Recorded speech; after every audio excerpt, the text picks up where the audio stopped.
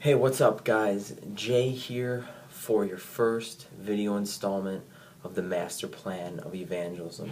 I just want to start this by saying how excited we are. This is completely new territory for us. We've never done anything like this before. I have never done anything like this before.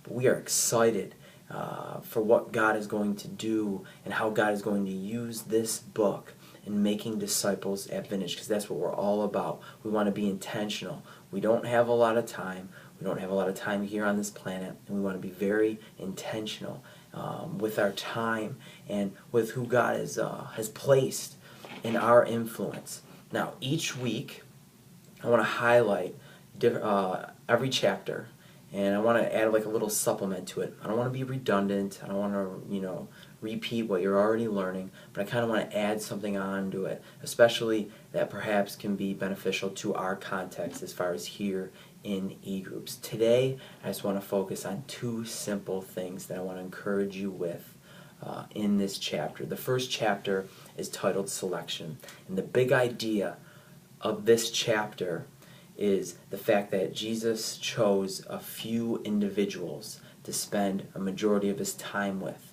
A few individuals that he was very intentional with, that he invested in.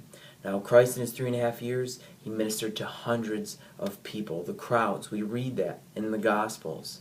But he had 12 disciples, and then even in his 12 disciples, he had 3 men that he was even closer to. Now, what's great for us is all of us have e-groups. And in those e-groups are already people that are being influenced by us. So you're already leading a group of people.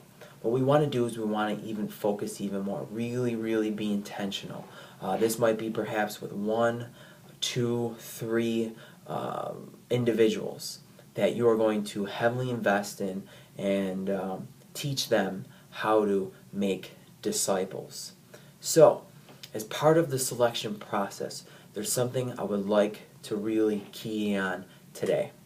And what I want to focus on is located in Luke chapter 6, verses 12 and 13. Let me read it for us. It says, "One of those days Jesus went out to a mountainside to pray, and spent the night praying to God. When morning came, he called his disciples to him and chose 12 of them." What did Christ do before he made his selection? Man, he committed some serious time in prayer. I think that tells us something. I think we need to learn and follow Jesus in this example. I want to encourage e-group leaders to spend some time praying, asking God, who would you like me to really invest in? Ask God to really direct you. See, because you and I, man, we only see the outside at times.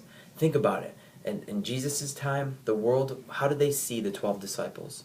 Not as anyone significant. I mean, these weren't men of high position. They weren't loaded. They didn't have a ton of money. And they weren't the best of the best. Yet God chose those 12 men. And they're the 12 disciples that really just kind of turned the whole world upside down. That Jesus, in essence, trusted the kingdom to. And so you and I, we might see the outside and we might miss what's going on the inside. So we need God's help in that. Coaches, I want you to be involved in this process as well. I want you to participate in prayer and in discussing. E-group leader and coach, I need both of you to discuss this and really kind of come to an agreement on who this person may be or who a few of these people may be that you're going to really challenge and really pour your life into and really expect them to really step up in their faith journey to be leaders and to be next generation e-group leaders or to lead wherever they may be, wherever God's calling them. The last point that I want to discuss today is right at the end of the chapter.